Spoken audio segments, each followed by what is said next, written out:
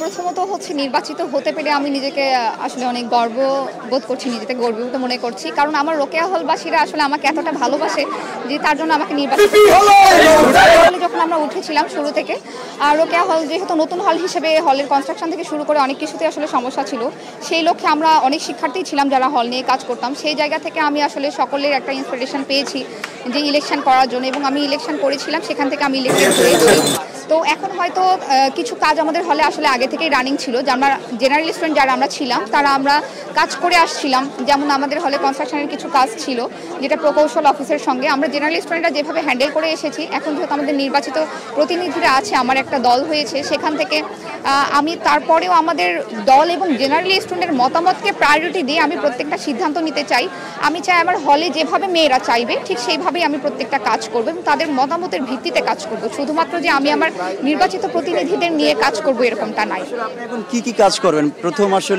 প্রথমে যদি বলি আসলে কোন কোন কাজগুলোকে প্রথমে প্রাধান্য দিবেন, তারপর কোন কোন কাজগুলো করবেন আপনি? সর্বপ্রথম আমি প্রাধান্য দিব হচ্ছে সিকিউরিটি ইস্যু। কারণ আমাদের নতুন 3টা হল যেটা সবার সবচেয়ে বেশি সমস্যা হচ্ছে আমাদের বাউন্ডারি প্রবলেম। এই বাউন্ডারি সমস্যার জন্য আমাদের হলে একবার চুরি হয়েছিল এবং আমরা নিরাপত্তাহীনতায় ভুগি যেহেতু মেয়েদের হল সেক্ষেত্রে।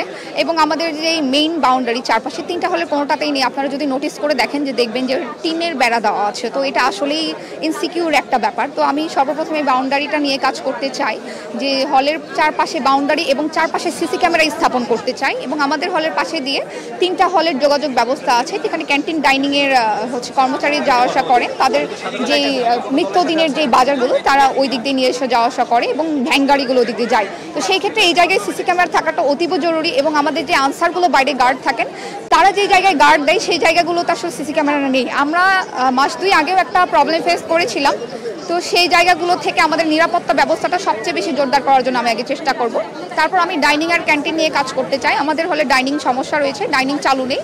তো সেই জায়গা থেকে আমাদের ক্যান্টিন আগে স্থাপন করতে হবে, বিকজ আমাদের হলে ডাইনিং ক্যান্টিন বলতে একটাই। তো সেইখান থেকে আগে আমাদের আলাদা প্রকৌশল অফিসের সঙ্গে আমাদের একবার কথা হয়েছিল এবং তারা আমাদের হলে এসেছিল, প্ল্যানিংয়ে করে দিয়ে গিয়েছে। সেই জায়গা থেকে আমরা সেই কাজটাকে সম্পূর্ণ করে আমরা ক্যান্টিনটাকে আলাদা করে ডাইনিংটা চালু করতে চাই। এবং আমাদের যথেষ্ট লোকবলের অভাব রয়েছে। আমি আশা রাখবো যে আমাদের প্রশাসন আমাদেরকে সেই জায়গা থেকে কোঅপারেট করবে। সেটা হচ্ছে নারী হিসেবে নির্বাচন করতে গিয়ে কি ধরনের প্রতিবন্ধকতার সম্মুখীন আসলে আপনি হয়েছে? এটা নারী হিসেবে আপনি যদি হলগুলোর দিকে একটু তাকিয়ে দেখেন, দেখবেন যে বেশিরভাগ হলেই কিন্তু অনেকগুলো পোস্ট ফাঁকা ছিল এবং বেশিরভাগ পোস্টেই হচ্ছে বিনা প্রতিদ্বন্দ্বিতায় নির্বাচিত হয়েছে অনেকে। খুব কম সংখ্যক পোস্টে আসলে প্রতিদ্বন্দ্বিতা করতে হয়েছে। তো সেই জায়গাগুলো থেকে আমাদের রোকেয়া হলের মেয়েরা বলবো যে আমি অনেক এগিয়ে ছিল এবং তারা যথেষ্ট সচেতন, তারা আসলে নারী অধিকার জিনিসটা বুঝে এবং আমরা আসলে বেশ 5-6টার মতো পদে আমরা প্রতিদ্বন্দ্বিতা করে নির্বাচিত হয়েছি। সেই জায়গাগুলো থেকে আমি একজন নারী হিসেবে আমি নারীর ক্ষমতায়নটাকে বৃদ্ধি করব এবং আমি আশা রাখবো যে রোকেয়া হলবাসী নিজেদেরকে আরও বেশি সমৃদ্ধ করবে, একজন নারী হিসেবে সমৃদ্ধ করবে।